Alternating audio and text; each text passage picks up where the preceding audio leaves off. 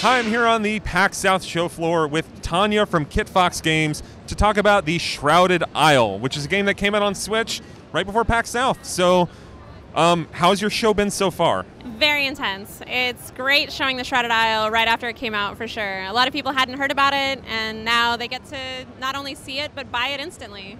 So, with the Shrouded Isle, I know the origins are with a game jam. So, how did you go from game jam experimentation to a full-fledged Switch release? And it's also out on PC. It came out on PC last year? It did, yeah. So we developed it over time, in our spare time, actually.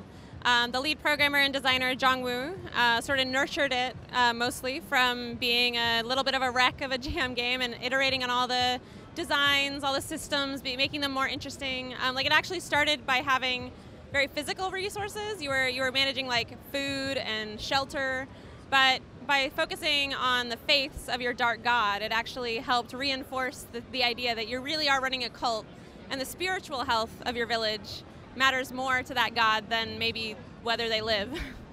Yeah, so with I mean, I've played other kind of management simulators in this regard, but never a cult management simulator. How did you go about in kind of splitting up the five categories for like your levels that you need to manage?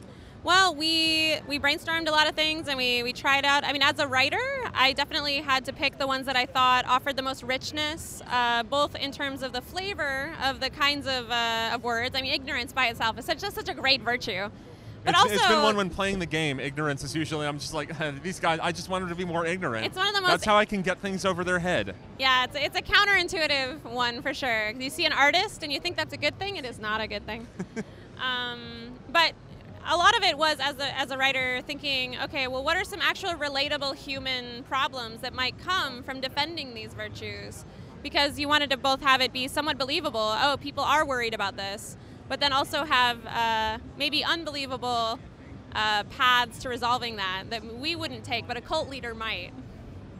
So you have the way it starts off I guess for people who haven't played the Shrouded Isle, what is the flow of the game from start to the endings that you have?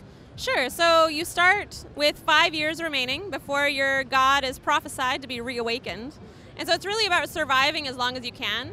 But after a couple of seasons of sacrificing people, because you sacrifice someone every season, you realize there's a disease that's spreading throughout the village, and it's causing odd behaviors. And so it's actually hiding what kind of virtues the people might have. So you actually unlock the Tower of Purification, and you dunk them under the water to hope that the seawater will purify their sins. Yeah, the first time I did that, I just put random people in there and then felt real bad about it. I realized, I'm like, oh no, there was a problem that there's actually a more relevant gameplay mechanic of looking for people that have these diseases cropping up. Well, and if you put in somebody that doesn't have a disease, there's a higher chance they'll die. They don't like the seawater. That's good to know. I'm sorry to those people that I sent to their doom. Well, they could also get awoken and have a closer connection to your god. So there can be good reasons to dunk someone. So it's a game that also reminds me of something like Reigns. But the big difference that I noticed from playing this game compared to Reigns is that Reigns is kind of like you just kind of keep on going and you're drudging forward, even though there's kind of secret objectives. Whereas the Shrouded Isle has, 7 distinct endings? It's true. As someone who has spent an hour or so with the game and hasn't seen one, with that, is that the plan, that it's going to take you a while to reach those endings? I mean, most of the endings are different ways that you fail. On the one hand, you have to manage the politics of the different houses. There's 5 different families, and if any one of them gets too uppity, they get too mad at you, they'll mutiny, and then you're over. That's an ending of Lord Cadwell hosts a feast in your honor, for example. Yeah, he gets real upset. And then the other endings are to do with the virtues. So if your ignorance is too low, for example, something differently bad will happen than if your discipline is too low. And finally, there are a few good endings, but I don't want to spoil too much. You can look on the forums probably. Or check out the game on Switch. Yeah, but if you make it to the end, $15 actually. Oh, 15. We have a discount here. Oh, okay. $15 on the eShop. But the endings will be better if you can purify your village. I'll just say that much.